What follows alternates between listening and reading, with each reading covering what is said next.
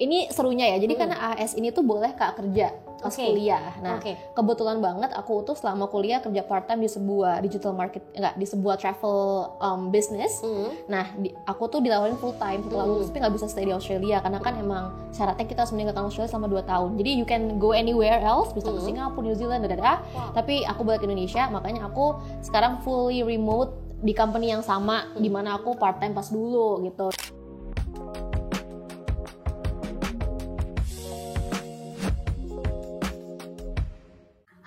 Semuanya, selamat datang di podcast Quarters Talk Let's Go Part 2. Nah, setelah kemarin nih kita sempat sharing di episode 1 tentang beasiswa favorit dari pemerintah Indonesia, yaitu LPDP. Sekarang ini juga spesial banget karena beasiswanya lagi open dan full benefit dari pemerintah Australia. Apalagi kalau bukan Australia Award Scholarship. Dan tentunya di sini saya Laras nggak sendirian karena ditemani salah satu awardee AS sekaligus beliau juga public speaker juga dan juga penulis loh. Nah, langsung aja kita sambut Kak Raisa Almira. Halo Hunters semua. Oke, halo Kak Raisa. Alhamdulillah Kak Raisa, bagaimana kabarnya? Alhamdulillah baik juga. Oke, dan tentunya di sini mau mengucapkan congratulations ya Kak atas kelahiran Dede baby Bima. Baby Bima. Akhirnya menemani perjalanan ya. Oh betul, sekarang ya. Iya. Terima kasih. Oke. Nah mungkin Kak Raisa pengen dong langsung kenalan nih ke teman-teman semua. Kemarin itu jurusan apa dan kampusnya apa biar kita lebih tahu nih tentang Kak Raisa. Sip. Silahkan. Halo teman-teman semua. Jadi aku tuh lulus Australia Award Scholarship dan juga kampusnya di bulan Desember tahun 2023. Jadi udah sekitar setahunan yang lalu. Aku mulai kuliah 2021 dengan menggunakan Australia Award Scholarships di mana aku apply tahun 2020. Jadi memang untuk scholarship ini tuh 1 tahun sebelumnya kita tuh apply-nya, baru berangkat the next year gitu. Aku jurusan Marketing Communications di UniMelb. Begitu Kak Laras. Oke. Dan ini berarti kan kemarin sempat udah lulus ya, tahun 2023 dan sekarang lagi aktif ya? Iya. Di public relation gitu. Nah, kira-kira itu ngapain aja nih Kak? Ini serunya ya, jadi kan AS ini tuh boleh Kak kerja pas kuliah. Nah, kebetulan banget aku tuh selama kuliah kerja part time di sebuah digital market, di sebuah travel business. Nah, aku tuh dilawarin full time setelah lulus, tapi nggak bisa stay di Australia karena kan emang syaratnya kita harus meninggalkan Australia selama 2 tahun. Jadi you can go anywhere else, bisa ke Singapura, New Zealand, Tapi aku balik ke Indonesia, makanya aku sekarang fully remote di company yang sama, di mana aku part time pas dulu gitu, di bidang travel juga gitu sih Kak. Jadi aku fully di rumah, mulainya subuh nih, pagi banget ngikutin jam sana sampai jam 2 siang kalau kerja. Tapi lagi break sekarang, lahiran soalnya. Waktu itu aku sempet lihat kayak juga sempet ke beberapa negara terus ketemu sama timnya ya berarti. Iya itu betul. Jadi emang ada beberapa cabang di banyak sih, India, Filipina, Singapura, Malaysia, ada 5-an negara. Dan aku emang karena kerjaannya marketing, aku nggak ke Australianya karena kita ngejual Australia sama New Zealand ke negara-negara ini, makanya aku ke negara-negara ini, India lah, Filipina, Singapura gitu, sama kan Indonesia lagi buka juga. Oke, seru banget. Dan nanti banget. mungkin boleh kasih tipsnya ke teman-teman kali ya. Iya, boleh banget. Nah, langsung aja nih Kak Raisa, kita pengen tahu nih tentang perjalanan awal Kak Raisa untuk tertarik di luar negeri gitu. Nah, pengen tahu dong waktu itu dengan segala pros dan cons yang ada, apakah memang di lingkungan keluarga Kak Raisa ini tuh mengutamakan pendidikan atau emang itu keinginan dari waktu S1, SMA mungkin atau SD untuk kuliah ke luar negeri? Iya. Gitu.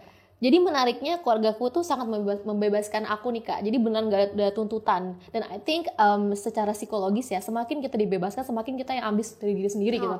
Karena gak ada tekanan. Jadi aku doang nih yang bergerak begitu. Nah, terus aku juga pernah tinggal di luar negeri pas aku SD, gara-gara ikut papa aku. Jadi tahu nih, lingkungan ini sangatlah ideal untuk berkembang. Aku di Myanmar dulu 3 tahun. Terus setelah itu jadinya kayak ketagihan gitu untuk kuliah, untuk mengambil studi di luar negeri. Nah, dari SMA pun juga exchange ke Taiwan sama Hong Kong, S1 pun ke 6 negara dengan beasiswa full. Nah, jadi kayak S2 juga harus nih dengan full ya, tanpa membebani orang tua. Karena mereka kan udah baik banget, udah bebasin aku, udah buat aku happy. It's time for me to do everything myself. Dan setelah 20 kalian gagal, susah banget dapetnya. Alhamdulillah akhirnya dapet juga di percobaan ke-20 gitu. Di saat aku udah pasrah. Tapi aku yakin sih, kalau aku nggak gagal dulu, kayaknya aku akan jadi seorang yang berbeda. Jadi aku tuh belajar banyak hal banget yang bisa aku share ke orang lain. Do's and don'ts-nya. Karena kan aku udah mengalami banyak kegagalan sebelumnya gitu sih Kak Laras. Oke, berarti ini kayaknya relate nih sama pertanyaan kedua aku. Tadi kan udah sempet mention kalau emang ini tuh ternyata beasiswa yang ke-20 ya. Benar. Dan ternyata jurusan yang diambil pun sama atau berbeda, dan waktu itu sempat apply-nya kemana aja sih Kak Raisa? Sebenarnya lucu banget nih Kak. Yang pertama kali aku apply banget sebelum lulus sekolah tuh adalah AS juga dan jurusan yang sama. Oke. Di percobaan pertama. Gagal dong pasti kan. Nah setelah itu melalui banyak hal, Erasmus lah, Swedia, Irlandia, Romania, semua ada aku coba. Inggris evening 3 kali aku nyoba karena aku pengen banget di UK. Tapi alhamdulillahnya malah yang deket tapi udah wow itu Australia. Jadi emang aku tuh setelah gagal pertama kali yaitu UK dan juga Australia kan bule-bule gitu pingin banget kan pas itu, aku jadi nggak idealis apapun itulah. Dapetnya malah yang aku pinginin di awal walaupun nggak UK gitu. Dan semuanya komunikasi. Jadi aku ada marketing communication, ada PR, ada digital marketing and communication. Jadi semuanya tuh berhubungan sama comms walaupun namanya berbeda-beda gitu. Jadi tetap relate sama jurusan yang waktu S1 juga ya? Enggak.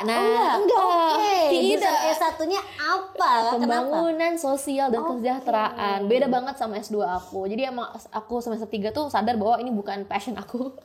Tapi tetap dilanjutkan sampai lulus. Betul, udah saya harus. Jadi aku menjalaninya dengan setengah hati, tapi aku tetap berusaha karena aku tahu kalau mau S2 dengan beasiswa harus bagus dong IPK-nya. Tapi aku mencurahkan kecintaan aku sama comms itu dari magang aku, volunteering, organisasi, lomba. Jadi masih bergerak di bidang itu. Makanya aku bisa fresh grad, lumayan lah ya, setahunan lulus baru bisa AKS karena pengalaman yang aku jual adalah itu, bukan jurusan aku yang dulu.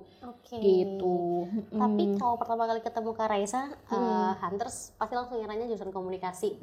Mentok sih dari SMA kalau ada jurusan komunikasi, kayaknya Kak Raisa jurusan komunikasi. Kak, tapi kan 20 beasiswa itu kan nggak sebentar ya? Waktunya kan pasti lama gitu. Iya. Nah, kira-kira dari kegagalan tuh ada learning nggak sih yang Kak Raisa sendiri ambil, kayak ternyata kemarin tuh aku gagal mungkin karena ini, pasti. ini yang bisa di-share nih ke teman-teman. Iya, mungkin yang pertama aku tuh tips buat teman-teman jangan pernah nggak kerja sih. Jadi itu ada beberapa DM yang masuk nanya, Kak, apakah aku resign dulu ya biar fokus ke beasiswa. Nah, kita tuh masalahnya kalau scholarship nggak tahu rezekinya kapan kan. Sedangkan IELTS 3 juta, bimbingan berapa, legalisir berapa. Jadi menurut aku sih jalan dua-duanya biar kita juga ada biaya untuk membiayai ini semua gitu. Makanya ada yang di-sacrifice teman-teman kayak weekend, waktu luang saat malam hari itu mau nggak mau kan harus di-sacrifice. Learning yang kedua mungkin itu sih, jadi aku dulu tuh kan lumayan aktif di berbagai bidang karena aku suka komunikasi kan. Itu aku masukin semua tuh yang semua lah aku masukin, padahal tuh nggak begitu impactful. Nah itu malah gagal gitu kan. Aku itu learning lessonnya. Jadi setelah aku beberapa kali gagal, aku masukin yang relevan aja sama apa yang mereka cari, terus detail gitu ceritanya. Pakai SMART method kalau buat esai ya. 5W1H gitu. Pokoknya ada tips-tips esai sendiri yang satu aja tapi impactful, nggak yang semua aku masukin semua lomba, itu terlalu kemana-mana menurut aku sih. Itu sih learningnya. Dan proofread ke orang, terus jangan pernah pakai aplikasi yang sama tuh aku lakukan, karena kalau pakai yang sama ya sama aja result sebelumnya. Karena gitu. 20 beasiswa ini kan ada yang pernah didaftar di awal gitu-gitu berkali-kali ya. Berkali-kali begitu. Yuk teman-teman, jadi jangan patah semangat, harus terus mencoba ya. Betul. Selanjutnya nih Kak Raisa, apa sih yang akhirnya ngebuat Kak Raisa itu akhirnya memutuskan untuk bangkit nih dan akhirnya daftar AS? Gitu. Sempet ya? Bangkit lagi gitu ya. Bangkit lagi guys. Bangkit lagi 20 kali. Karena aku tahu kalau aku nggak gerak siapa yang akan gerak gitu. Papaku pernah offer, papa bayarin setengah gitu kan. Wah dari mana? beban berat ini kan. Ya aku tuh bener-bener nggak mau dibantu orang sih. Jadi aku tuh pingin ngelakuin ini sendiri, prove them that I can do it. Dan aku emang punya mimpi untuk apapun yang aku lakukan tuh harus berbasis sama ilmu. Aku kan gak ada basis communication ya, dan aku ya udah I have to kuliah again gitu kan. S2 lah kalau bisa, dan di luar negeri. Nah itulah yang aku tahu, aku nggak move forward, siapa yang moving forward? It's just me and God gitu. Jadi this knowledge dan aku nggak punya safety net gitu ya in a way ya, buat aku push forward terus aja. Dan mereka role-nya my parents, my dan boyfriend udah jadi suami sekarang gitu kan, cuman jadi support system aja, tapi yang gerak ya diriku gitu. Betul. Jadi emang siapa yang ngerjain tugas akhir kalau nggak diri sendiri? Betul, susah lagi. Jadi emang harus aku coba lagi gitu. Nah tapi aku jadi pengen nanya nih, kan waktu S1 ternyata tidak passion ya dengan jurusan tersebut. Ternyata waktu S2 itu sudah passion banget. Akhirnya menemukan yang disukain. Iya, kan aku udah tahu dari dulu pas aku magang di communications di Visipol, namanya Geo Visipol. Aku jadi komsi itu, wah suka banget nih. Nah pas masuk tambah cinta banget. Jadi aku tuh nggak ngerasa kayak kuliah, jujur aja, karena kayak ini yang aku cari. Gitu kan. Aku tuh suka banget sama K-drama Kak. Dan itu benar-benar bisa kita bahas di in academic way di jurusan ini. Itu kan mana bisa digituin kalau aku di jurusan yang dulu. Betul. Cuma bisa di komunikasi. Gimana di pembangunan sosial kok K-drama jauh. Gitu. Oke. Pertanyaan selanjutnya nih Kak Raisa. Kak Raisa kan beasiswanya fully funded ya gitu, dan tentu ada modal persiapan tadi udah disebut juga kayak IELTS, legalisasi dan lain sebagainya. Mungkin bisa kasih kisaran biaya yang lebih detail nggak sih ke teman-teman biar mulai nabung dari sekarang dan persiapan. Oke. Jadi aku tuh pertama pakai TOEFL IBT home test karena lagi COVID kan. Itu udah 3 jutaan. Tapi ternyata tuh cuman di-accept di beberapa negara doang. Belanda tuh nggak terima gitu. Jadi dan banyak banget. Jadi aku IELTS. Jadi udah 6 juta tuh. Tuh 6 juta ya. Satu aja teman-teman, gak usah dua-duanya. Tapi sekarang aku IELTS aja sih. Kecuali kamu mau ke Amerika ya. Itu kayak TOEFL banget ya. Jadi kalau bisa IELTS aja. Kalau unless you wanna go to US. Terus juga legalisir tuh dulu zaman aku 2021 tuh 50.000 per lembar. Nggak tahu sekarang berapa di mana, di notaris. Terus juga mungkin kalau butuh ke kampus kan juga tiket perjalanan ke Jogja dulu kan aku di UGM gitu. Ke kampus untuk legalisir. Karena kadang juga susah ya secara. Nggak tahu sekarang mungkin udah lebih gampang. Dulu kan harus kayak face to face minta tolong lah dada gitu. Ya mungkin like in a way semuanya 10-an kurang sih kayaknya ya. Untuk persiapan untuk les bahasa Inggris sih yang buat mahal sih. Karena aku 2 kali juga. Nah, aku juga kan gagal ya. Berarti kan udah expire. Tes lagi kan. Tes lagi kan. Nah, itu juga tambah lagi 3 juta. Belum kalau teman-teman juga mau les juga bayar lagi. 10 jutaan lah. 10 jutaan ya. Untuk 20 beasiswa. Iya, 20. Satu 20 loh. Jangan satu doang makanya kalau daftar. Makanya sayang gitu. Betul, sayang udah keluar segitunya ternyata daftarnya cuma 1. Ayo, kita lebarkan sayap. Betul. Oke, jadi itu gambaran biaya ketika Kak Raisa persiapan yang dikeluarkan. Oke, nah untuk kendala sendiri nih Kak Raisa selama persiapan atau pendaftaran AAS sendiri gitu, boleh dong tips buat audiens waktu itu kendalanya apa, jadi biar kita itu nggak mengulang kesalahan yang sama gitu. Sebenarnya mungkin aku ngomongin dari DM yang masuk aja ya, karena kendala aku pas itu kan kegagalan yang udah diceritain tadi ya, itu that's my kendala gitu. Karena alhamdulillah Englishnya udah aman dari dulu, jadi aku di bagian nggak keterimanya berkali-kali. Mungkin yang aku sering baca dari DM itu adalah teman-teman jarang banget untuk mau baca sih Kak. Jadi mereka tuh lebih suka nanya ke Awardee dibanding baca di websitenya gitu. Baca persyaratannya, padahal semua di situ. Jadi emang mau nggak mau teman-teman harus baca. Kenapa? Karena di sana pun tuh isinya baca doang, jurnal ilmiah, artikel. Jadi nggak bisa kamu malas baca. That's the first thing. Jadi jangan rely sama Awardee aja. Yang kedua mungkin kendalanya tuh juga tadi ya, nyari titik salah yang membuat gagal. Itu pun aku juga dapatkan dari proofreading ke beberapa orang, dan orang-orang ini juga bukan Awardee aja, tapi juga temanku yang bisa bahasa Inggris dari bidang lain gitu. Kenapa bidang lain? Karena kan takutnya yang baca essay aku tuh bukan orang komunikasi. Jadi make sure that my essay tuh bisa dipahami semua orang gitu sih. Dua itu. Tapi emang bener loh, biasanya tuh beasiswa itu nyediain satu PDF atau mungkin yang panjang gitu ya persyaratannya, dan emang itu kecil-kecil banget tulisannya. Aku sampai print Kak. Betul, untuk kita checklist satu-satu itu harus ya teman-teman. Iya, gitu. PR sih, tapi mau nggak mau kan. Oke, sip. Nah, tadi kan udah sempat mention nih Kak, ternyata waktu modal persiapan itu ada les gitu. Nah, ternyata Kak Raisa ini juga salah satu student scholar. Oh iya betul. Wow, thank you loh Kak Raisa. Nah, mungkin boleh dong Kak Raisa ceritain sedikit waktu itu ngapain aja sih bareng sama Mentor Scholars, dan itu ngebantu nggak sih di perjalanan Kak Raisa dapat beasiswa ini? Iya, ngebantu banget. Wow.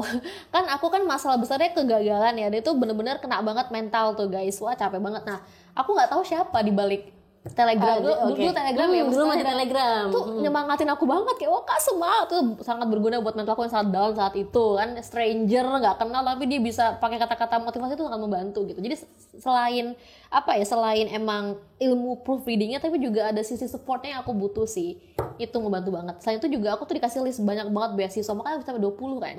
Itu dari Scholars infonya. Mana bisa aku cari sendiri, bingung ngambil kerja, betul. Pusing. Jadi emang ngebantu banget untuk save time. dan juga mental booster dan lain-lain. Oke, gitu. Jadi mungkin buat para hunters yang belum tahu, Scholars menyediakan bimbingan baik dari bahasa ataupun persiapan untuk beasiswa ke luar negeri nih. Jadi bisa langsung ke websitenya kita atau Instagramnya kita. Oke, masih lanjut di Scholars Talk. Let's go episode kedua.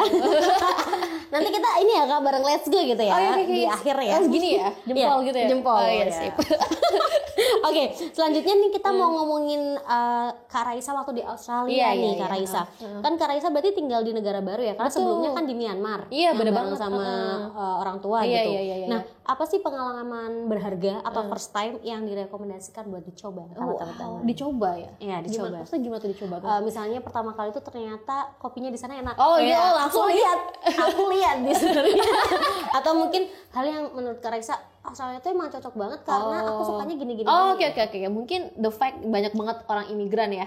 Oke. Nah, jadi tuh aku tuh udah expect ada racism lah, apalah. Enggak, guys. Karena banyak orang Asia juga, jadi kayak mau diapain kita pindah. Iya, jadi emang temenku kan segeng hijaban semua, aku belum masuk kan. Jadi aku tuh kayak nggak pernah dengar cerita mereka didiskriminasi lah, apalah. Kita pun juga sholat di taman, di bis tuh nggak ada yang peduli gitu. Padahal kan aneh ya, gara-gara sendiri ya. Di negara baru gitu kan. Jadi no judgment at all. Itu yang wow banget sih. Dan juga apa ya, karena banyak imigran ini kalau kita nggak ada halal food ya makanan India yang semuanya vegetable, jadi kayak aman aja gitu hidup di sana walaupun emang kita minoritas gitu. Itu buat orang-orang muslim ya. Apa lagi ya yang wow, kopinya enak banget, nggak ngerti banget kok bisa, padahal setauku juga nggak ada perkebunan kopi di sana, jadi mereka tuh menang barista setauku tuh. Talent baristanya itu yang menang, padahal kita kan banyak kopi ya, tapi baristanya mungkin sebelum sejago Melbourne. Itu sih sampai sekarang pun banyak banget yang buka cafe di Indonesia based on Melbourne coffee, saking enaknya. Yang ketiga apa lagi ya? Oh itu sih work life balance-nya, karena emang kalau udah selesai jam kerja, udah pada pulang, itu nggak ada yang kayak mengglorifikasi lembur tuh nggak gitu. Jadi kita kan gitu banget ya. Aku pun dulu juga bangga loh, wah kerja keras nih gitu kan. Tapi di sana tuh malah nggak gitu, malah pulang udah selesai. Maternity leave 6 bulan, jadi kayak enak banget gitu di sana. Padahal gaji juga banyak, malah enak banget hidup di sana tuh ya.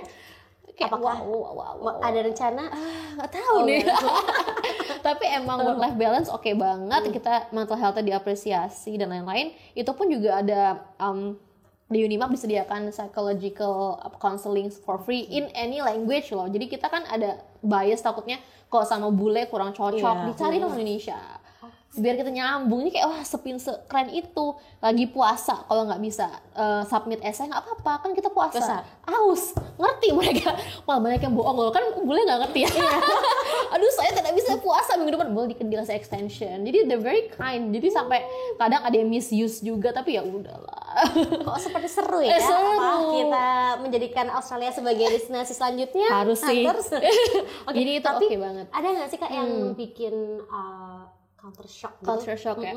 Mungkin ini jawaban aku di setiap pertanyaan yang sama di berbagai platform ya. Jadi itu di sana tuh saking baiknya sama manusia itu benar-benar dibiarkan aja, termasuk pengemis gitu, homeless. Jadi agak serem, mereka tuh sering masuk ke mall, masuk ke bis, teriak-teriak, ketawa-ketawa. Itu dibiarin aja, nggak ada yang kayak satpam itu nggak ada. Terus mereka bau banget, bau alkohol, kadang bawa aneh lah. Tapi they don't really hurt people, they just scream, cursing, itu dibiarin aja. Itu aneh sih, itu shock banget. Dan saking nggak peduli sama orang lain, jadi udah biarin aja kayak gitu. Oke, selama tidak menyakiti ya. Mungkin ada kasus beberapa yang nyakitin, tapi itu nggak banyak dibandingkan yang mereka juga cuman hidup aja, naik turun. Itu banyak banget. Wow, kaget. Tuh, pengemisnya bisa masuk bis tiba-tiba di mall, di tengah-tengah ternyata nggak ada yang berhenti. Kaget sih. Kaget, shock banget. Apa ini? Apakah ada drama di sini? Apakah ada kamera?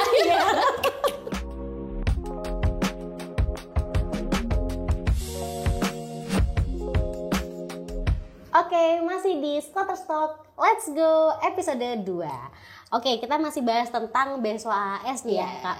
Nah tadi kan udah sempet disebutin nih, ternyata itu untuk perjalanannya banyak persyaratan. Iya gitu. betul. Mungkin boleh dong di spill kira-kira persyaratan yang paling utama itu apa sih untuk AS ini, Kak Raisa? Oke, seperti beasiswa yang lain tentunya essay paling penting sih Kak Laras. Dan itu tuh kebetulan seringnya sama per tahun. Jadi bisa banget teman-teman tuh udah persiapkan sebelum Februari gitu karena mirip-mirip semua. Dan mungkin kalau aku bisa share tipsnya tuh ada 3 sih yang penting ya. Pertama itu pakai SMART method, mungkin bisa di screen gitu ya, smart. Nah, itu ada tulisan Raisa di sini ya. Pokoknya S tuh spesifik, jelas tuh ngomongin pengalaman yang mana. Tadi kan aku udah mention sebelumnya. Kalau kamu punya banyak pengalaman yang relevan, satu aja diambil yang paling impactful, kamu tuliskan spesifik gitu. Yang M itu apa ya? Measurable bukan ya? Iya, kayak measurable deh kalau nggak salah. Itu terhitung gitu. Kayak as in apa ya? Impactnya tuh, for example, aku bisa nge-lead 50 orang perempuan sehingga impactnya kenaikan mereka pendapatan 20%. Jadi kayak ada A-nya tuh adalah achievable juga, something dari yang kamu achieve sebelumnya. R juga resultnya, apa sih resultnya, kaitin sama M tadi. Sama yang T itu time bound, jadi kayak ada jelas timelinenya tuh ngomonginnya yang mana. Pokoknya tuh ada kok gimana konsepnya. Itu that's how I wrote my essay pakai SMART method ini. Yang kedua, kalau bisa masukin juga data yang relevan teman-teman. Jadi tuh aku tuh masukin data dari dari artikel ilmiah yang relevan yang berhubungan sama apa yang aku ngomongin. Jadi pakai body note. Contoh Almira 2021 gitu. Itu tapi aku gitu tapi nggak pakai sources yang akhirnya nggak cukup ya. Cuman itunya aja body note-nya. Jadi apa yang aku alami itu dikaitkan sama payung besarnya, menunjukkan relevansi sama big thing yang lagi dicari sama AHS.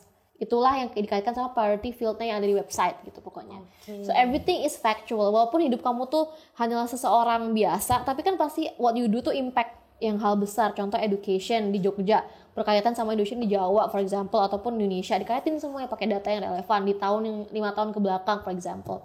Yang ketiga juga harus personal banget sih Kak. Kalau bisa jangan template plug terlalu kaku, tapi make it very personal. For example, aku juga pernah dengar nih ada awardee yang ngomongin background story dia, di mana dia tuh ibunya penyintas KDRT dari bapaknya for example gitu ya. Dan dia tuh ngomongin, oke, karena aku melihat ibuku yang seperti ini, aku pengen membuat badan hukum yang pro wanita. Itu sangatlah personal kan. Kenapa dia sangat motivated? Dikaitkan sama data-data hukum di Indonesia. That's how you make it. 3 tips. Jadi emang itu aja sih ingredients buat esai any scholarship, karena emang intinya sama aja, bekas-bekasnya itu mirip-mirip. Waktu pertama kali bikin esai Kak Raisa langsung menemukan formula ini? Enggak. Formula namanya. Enggak lah, makanya gagal terus kan. Aku tuh juga ini learning dari berbagai kegagalan dari berbagai orang yang berbeda. Jadi nggak langsung tapi untung aja kan udah ada aku sekarang, langsung aja, nggak usah yang dari nol banget. Udah ada tips dari saya mengalami banyak kegagalan sebelumnya gitu. Betul, teman-teman. Tinggal dipraktekkan aja teman-teman. Betul. Oke, Kak Raisa, selain esai sendiri kan untuk KS sendiri tuh ada yang namanya recommendation letter ya. Itu gimana sih Kak Raisa waktu itu? Apakah minta ke dosennya atau seperti apa? Jadi untuk sekarang itu untuk AS sendiri dibagi di 3 golongan Kak. Yang PNS, terus juga ETG itu yang targeted, for example perempuan single mother lah, ataupun caregiver, ataupun orang-orang yang datang dari berbagai provinsi yang targeted ya. Dan juga umum gitu. Aku umum. Nah, ketiga ini bedanya apa sih? Nilai-nilai IELTS dan juga IPK untuk kedua PNS sama ETG ini lebih rendah dibanding orang umum. So aku kayak gitu. Tapi sisanya sama. Nah, selain itu juga untuk ETG sendiri sama PNS ada beberapa dokumen yang harus disertakan. For example, untuk PNS ada Declaration Agency something yang dari kantor. Untuk ETG, KTP, nunjukin aku dari Papua nih, nggak bohongan gitu. Sedangkan umum ya biasa aja gitu kan. Nah, ini pun juga berkaitan sama recommendation letter teman-teman. Seingat aku tuh ya, kalau nggak salah di website itu ada beberapa yang mewajibkan ada akademis iya, non akademis juga iya, tapi pasti akademis juga pasti masuk wajib ya. Kan S2, S3 kan. Aku sih dari Dosbing pas itu. Jadi udah deket sama aku. Banyak juga pertanyaan yang nanya apakah harus rektor ataupun siapapun itu. Menurut aku sih yang penting yang paling deket sama kamu aja gitu ya. Karena kalau kamu dapetin rektor tapi dia juga nggak ngerti kamu tuh gimana kerjanya, kan ngapain, itu kayak kosong banget isinya. Jadi kalau bisa yang deket sama kamu. Kalau dosenmu ini udah pindah institusi nggak apa-apa, berarti kamu describe tuh X lecture di UGM, kan dia lagi di Unpad gitu, nggak apa-apa, bisa aja gitu. Yang non akademik bisa bos kamu, ketua organisasi. Aku dulu ketua organisasi, jadi teman-teman sempat sepantaran tapi dia di bos aku jadi bisa siapa aja yang non akademis gitu. Boleh tahu nggak sih Kak untuk recommendation letternya sendiri kalau dia itu bentuknya seperti esai kah atau checklist gitu? Kalau dia tuh udah ada template dari AS sendiri, tinggal diisi aja. Ya. Jadi inilah gunanya untuk melihat persyaratan, kan ternyata ada template-nya. Jangan tiba-tiba buat sendiri nge-email terus tanpa konteks harus nulis apa ini. Selanjutnya nih Kak Raisa, semua beasiswa itu rata-rata ada wawancara, Pasti, betul? pasti. Kalau HS ada nggak Kak? Ada juga. Ada. Karena pas aku lagi COVID kan online ya. Jadi aku online. Tapi setahu sekarang itu dilaksanakan either di Jakarta ataupun Bali, dan teman-teman akan diberangkatkan dari manapun itu secara gratis oleh AS walaupun belum keterima jadi wordee.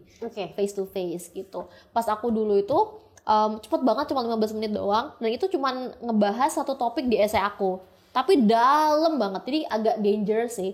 Kalau kamu asal nulis terus kurang tahu kontennya apa, takutnya nggak bisa ngomong banyak karena satu doang yang dibahas tapi dalam banget yang aku nggak tulis di essay. Jadi harus ngerti konteks di luar itu. For example pemberdayaan ya, di luar itu apa datanya. Karena orang yang nanyain aku tuh orang yang udah spesifik kerja di situ. Jadi kebetulan banget AS ini memilih orang-orang yang emang kalau kamu sains, orang sains juga yang wawancara. Gitu, kalau bisa. Jadi harus pinter di bidang itu. Agak bukan dari ininya ya, bukan dari jurusan yang akan di essay, dari essay. Essay yang kamu tuh mengenai apa, kalau bisa di match sama interviewer yang juga dari background yang sama. Aku dulu kayak gitu. Jadi depth banget, kalau nggak tahu agak susah. Waktu itu berapa orang Kak? Waktu dua. Nah, tapi online ya, jadi kayak. Tapi tetap ada dong tips-tips yang bikin pede nih. Karena beberapa beasiswa juga setahu aku masih online sih sekarang. Nah, ada nggak sih Kak tips biar makin pede ketika jawab wawancara? Ya, sebenarnya sekali lagi semua tuh sesuai dengan mental ya. Jadi tips dari aku tuh teman-teman kalau bisa tetap dress up, make up kalau cewek masih cantik-cantik, karena itu ngebangun banget, boost your confidence. Wear your best top and blah blah blah blah, karena that's the important thing. Terus juga kalau bisa bayangkan mereka tuh temen kamu aja gitu, jangan someone who's like higher than you, jadi aku deg-degan. Dan aku pun juga sama Scotters, jadi aku tuh latihan dulu sama Kak siapa namanya lupa lagi, kayak 2 jam gitu sama mentor Scotters untuk latihan sebelum interview itu. Jadi ada juga Scotters juga yang ngebantu aku, dan susahan pas Scotters interview aku. Tapi untungnya udah ketemu yang susah dulu. Jadi ketika ketemu yang jadi kayak udah ini makanya oke banget Scotters, karena aku dipersiapkan dengan lebih susah dibanding the actual interview. Bayangin aku sama Kak Datin Alisa. Yes. Jadi aku sama dia 2 jam interview, sama HS 15 menit. Jadi kayak dibanding Kak Alisa dulu. Jadi emang kalau bisa sih cari seseorang yang bisa nge-guide kamu dari questions yang ada gitu sih, yang mesti keluar. Ini pakai English ya waktu interview? Yes, tapi bisa Indonesia sih AS. AS bisa kayak LPDP juga kan bisa. Bisa. Jadi AS tuh baik banget teman-teman. Sekarang tuh AS 4 coba. Itu rendah banget gak sih? Maksudnya kayak compared to other scholarship. Tapi kalau kamu ITG sama tadi PNS kalau saya ingat aku. Jadi kalau yang normal masih 6. Tapi yang ITG gitu. Jadi emang baik banget dan bisa pakai bahasa Indonesia. Tapi ingat lagi, lawan kamu tuh ada yang jago. Betul. Jadi persiapan terbaik aja. Siap.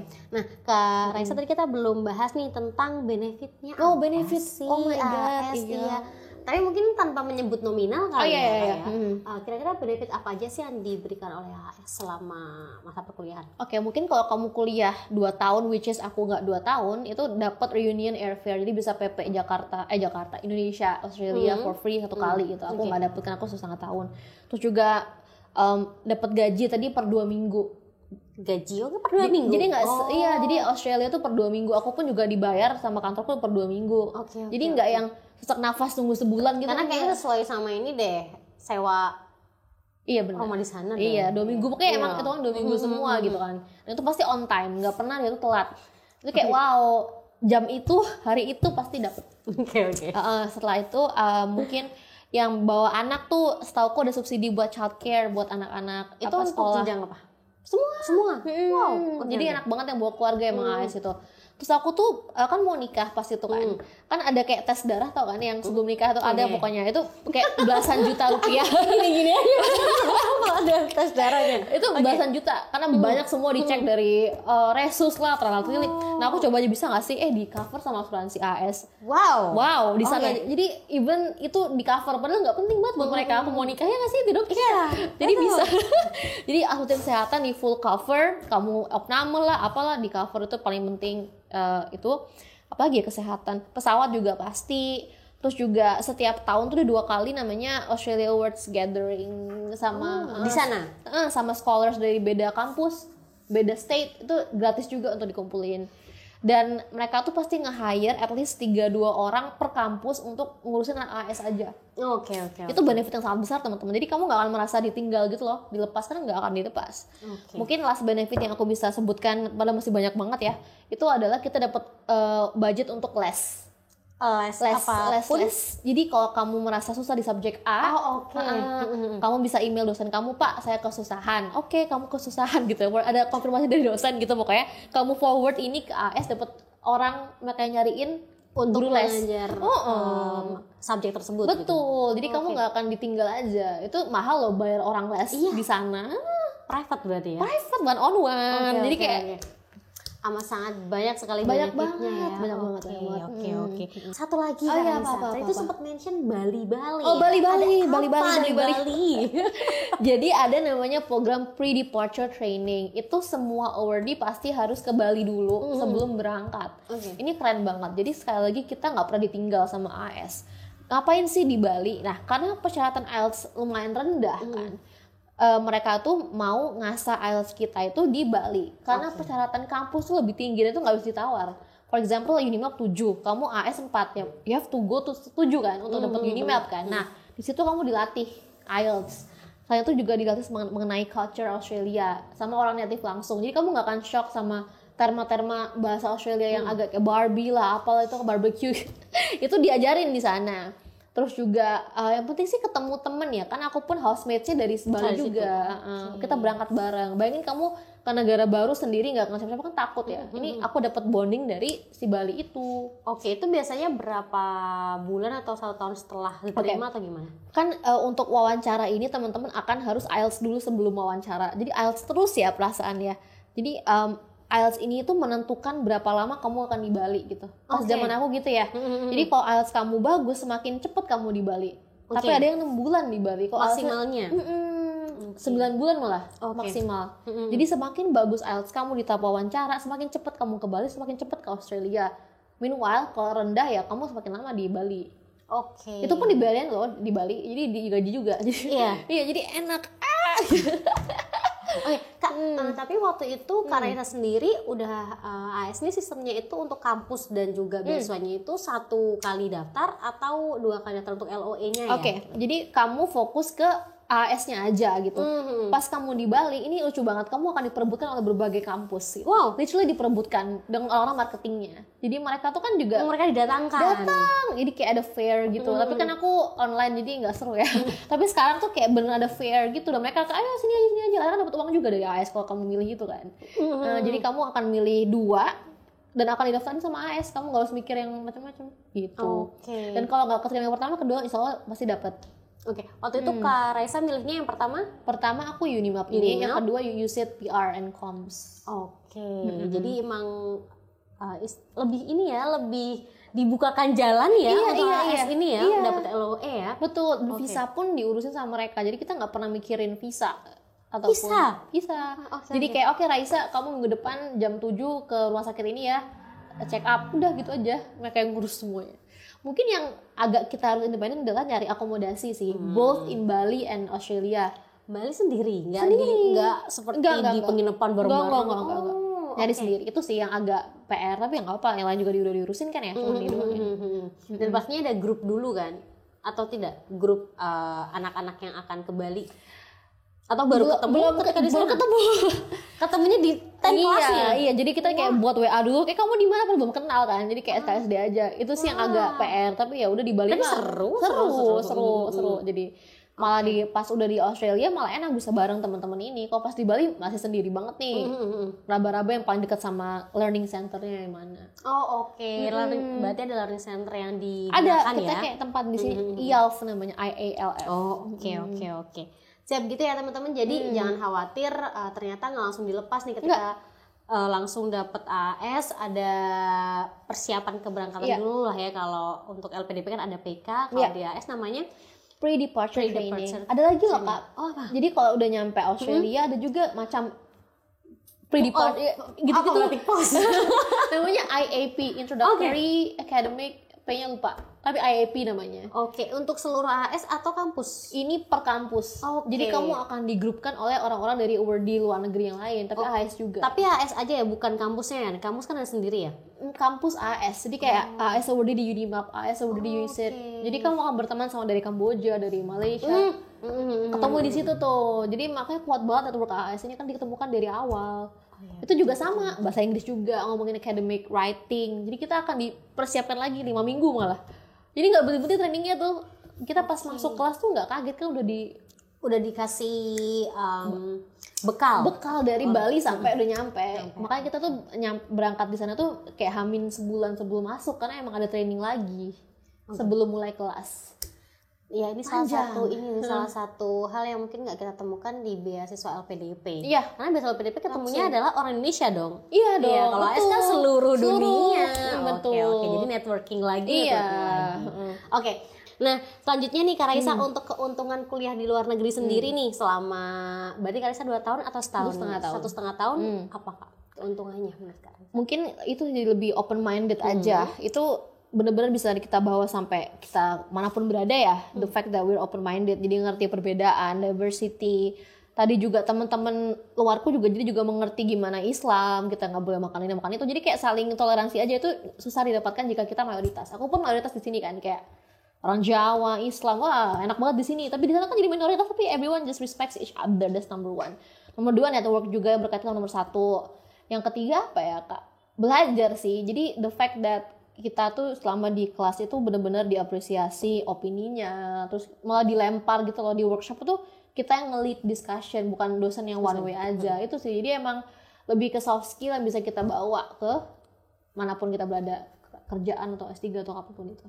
Oke, kalau waktu di kampus sempat ikut kayak seminar-seminar atau acara-acara internasional nggak Kak? Kayak gimana tuh? Australia. Misalnya apa ya? Kok aku jadi tiba-tiba lupa namanya? Kayak apa? Kita submit suatu project. Oh iya. Enggak. Aku ikut yang seru-seru aja. Oke, event-event gitu. Kayak menanam pohon. Beneran, jadi kayak pernah ada jadi volunteer lebih sih. Karena aku merasa untuk akademik aku udah di kelas aja. Di luar itu aku yang seru-seruan. Jadi aku jadi juga guide tour gitu sih. Tapi juga banyak banget buat teman-teman yang fokus ke akademis untuk ikut conferences. Itu banyak kok, tapi aku enggak.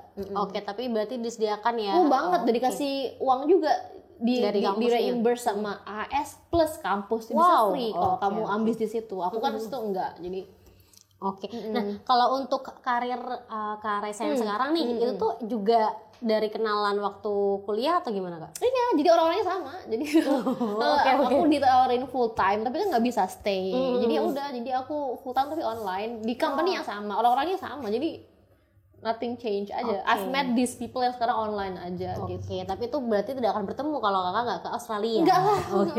Enak banget loh, cuman bangun tidur belum mandi kerjaan. Kayaknya habis ini masuk ke channelnya Work Abroad juga. Iya. Karena kerja ya remote. Iya, kayaknya cocok ya. Siap. Nah, selanjutnya nih Kak, mungkin ini pertanyaan terakhir sesi ini. Oke. Setelah lulus dari AS nih, tidak boleh langsung tinggal di Australia 2 tahun. Tapi setelah itu bisa nggak berkarir di luar negeri? Luar negeri bisa langsung. Temanku banyak yang ke New Zealand, Singapura.